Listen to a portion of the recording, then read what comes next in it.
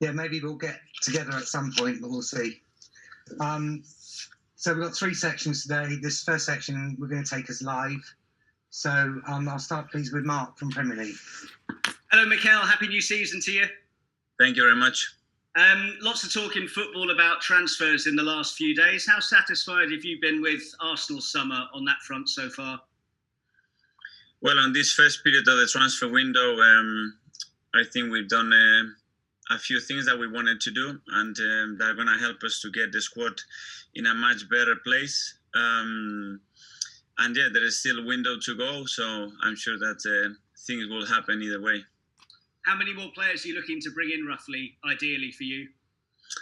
I'm willing to work with the players that I have at the moment and get the best out of them, and we will see what we can do. Looking at the season, what would represent a successful campaign for Arsenal in terms of league position in the Premier League? Our goal is to get the best version consistently that's going to bring us closer to winning football matches. That's what I want from the team. And if we do that consistently in every single match, we're going to be in a good place. But that's something that we haven't done. Consistently give the best version. And that's something that we must control and we must do. And I think if we are able to do that, then the results will be the consequence to that. So no particular position in the league in your mind, though? On Friday, win against Brentford. And then we'll be in a strong position in the league. That's what we have to do. And the rest will come. Looking at Brentford, some newly promoted sides are quite cautious, quite safe, but doesn't sound like we can expect that from Brentford this season. No, if you look historically and what they've done the last few years, very clear direction. I think from top to bottom of the club, they know what they want to do. They execute it really well, and I think they will be a really tough opponent for every team in the Premier League. What has most impressed you about their sort of style of play? The clarity on what they do, and they've been doing it for a long time together, and you can see they have that fluency, that chemistry between them, and they believe that the plan that they put in place works for them, and I think that's a biggest strength for any team. And just finally, from me, Ivan Toney's a player that there's a lot of focus on. He certainly looks like he's well equipped to make the step up to the Premier League. Well, yeah, he's shown his qualities, that's for sure. But every recruitment that they've done in the last few years in that position has been pretty successful. So it would be the player, but as well, I think it would be the system and how they work with the players. Thanks, Mikel. Good luck tomorrow. Thank you. Thanks, Mark. Gail from Sky. Hi, Mikel. I just looked back at notes before your final game of the season last year, and you talked about having significant money to go through your next phase of rebuilding. 3 signings in, significant, it is subjective, isn't it? Is that what you were expecting, and how busy then might you be in the next few days if it isn't? Well, we identified what we wanted to do, how we could strengthen our team short, medium and long term, and what we needed to achieve that. And then we defined a profile of the player that can suit the model that we have at the moment at the club, that can sustain our financial position, and we made 3 movements in relation to that, and we decided some exits as well in relation to that.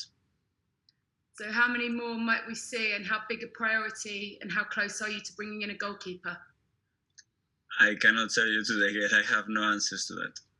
What would make you happy at the start of the season then, in terms of more numbers in?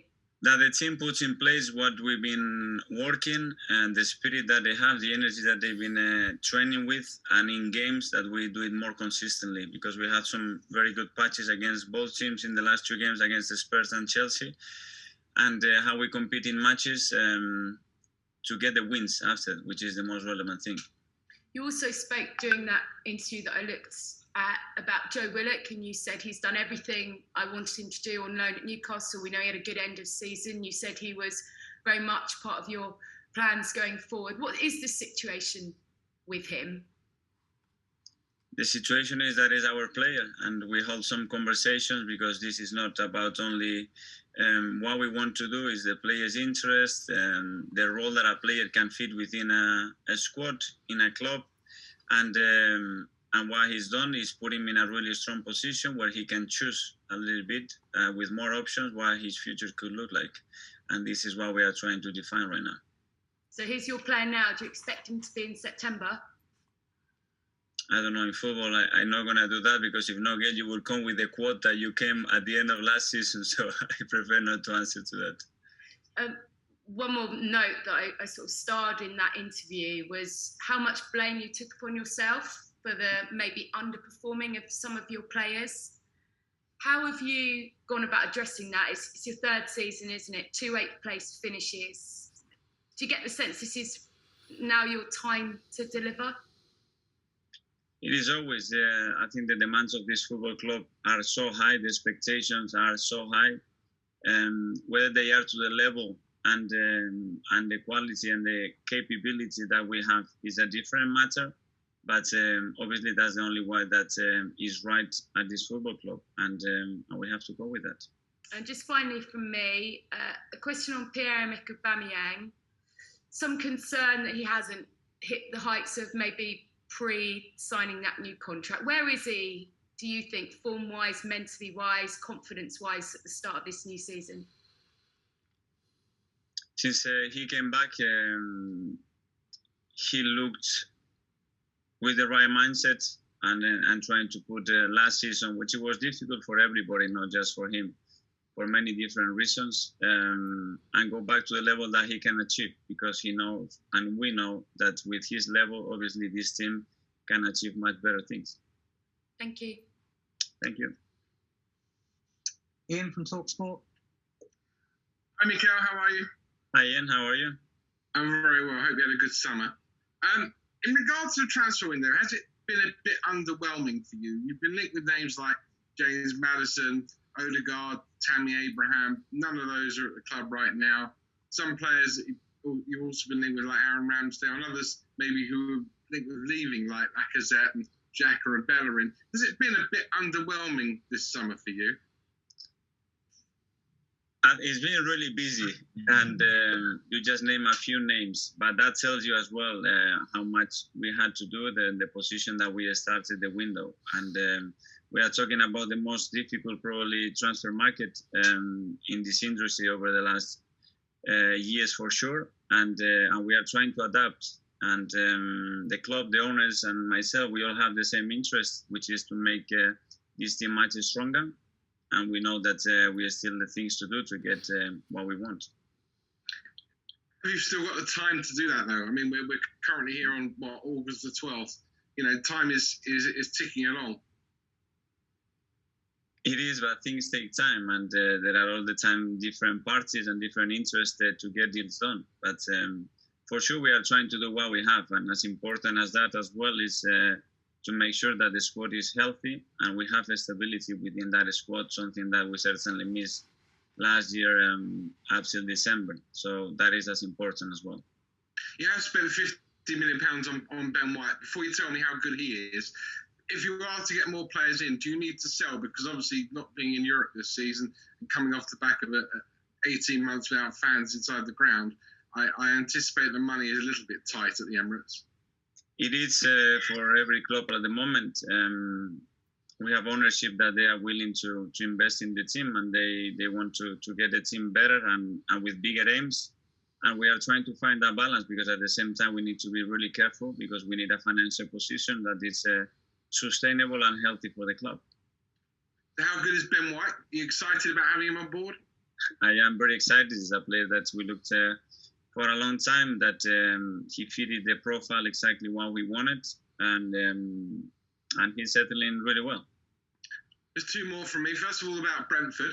I think everybody was delighted to see them come up. They've breath of fresh air the last couple of years in the Championship. What have you made of Thomas Frank? Because he's gone about getting into coaching and management in a very different way to the way you did it. There's always different ways. I think what he's done, it's remarkable. And I will share with you the opinion that they are a very exciting team. And the way they have come up after a few disappointments the last few seasons, the last day, and the way they have reacted tells a lot about them. And what Thomas has done there, it's fantastic. And finally, I'm just interested in your views on a couple of clubs you know very well, Man City and Barcelona, and whether you think the transfers of Jack Grealish for £100 million and Lionel Messi to PSG, which basically gives them a front line that I think everybody would love, is good for football. Well, it's certainly really good for the entertainment. And when I see these teams play with the quality of those players, it's something probably unprecedented in the case of PSG, probably. This is what they are. They can afford it, and they will enjoy it for sure. And from here, we have to do the same. Good luck this season, my friend. Thank you. Mark, PA? Morning, Mikel. Hi, Mark. Do you understand the concerns of supporters when some of your traditional rivals are buying players like Grealish and Sancho and things like that? And can you assure them that everyone at the club is trying their hardest to get more business done? Absolutely. They need to be excited, and they need to see a team that is capable of competing with that team, because our history is related to that, and nobody can deny that. That's the aim, and that should be the objective. Thomas Partey obviously was signed last summer, but not until deadline day, and it took him a little while to settle in. Is it frustrating you going into the new season with so much uncertainty over who might come in and who might leave as well? It's how deals develop, and at the time something that is not possible to do on the 12th of August, it is possible to do it the last day. And whether you are happy bringing the player in or not, I think is more important. With Thomas, we managed to do it at the end. But the difficulty with him is for how long he's been injured and not being able to participate because the impact that he would have in the team. That's the disappointing thing. Do you anticipate you might be busy up until that last minute again, just like you were last year? Anything is possible, and there is still a lot of things to be done and a lot of clubs involved. And you can see that the ball starts to roll in a different speed in the last week or so. And it's been a really difficult transfer window, and probably a lot of things would happen in the last week or so. With what happened last year with Emi Martinez, the goalkeeper position continues to be one which I think intrigues a lot of people.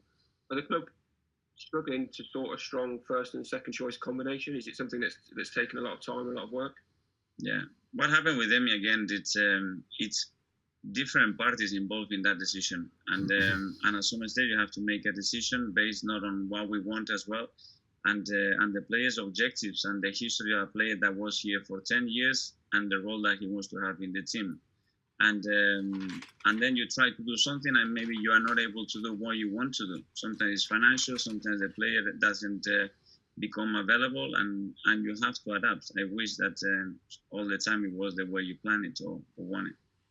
If you had to pick one position where you think you need that signing before the deadline, would it be the goalkeeper position? No, I wouldn't say that. It's trying to do what we have to do, and it's not about the player or the position. It's about where the squad should be finished. That's what I would pick. Where the squad that we're going to have at the end of this transfer window. That was what I would pick. Just finally, in January you had a lot. You said it was probably the most unique transfer window for a football club in the terms of the players that left and the way they had to leave. Are there some players in the squad at the moment you could envisage that may go in a similar way to how we saw Skodran and Meza and Socrates leave? I think everything is related to who do we bring in, who is out, our capacity to hold foreign players at the squad. There is a lot of question marks still to be resolved, so it's still pretty open. Great. Good luck tomorrow, Mikel. Thank you. Thank you. Thanks, Mark. Right, that's the end of the live section. Come now with a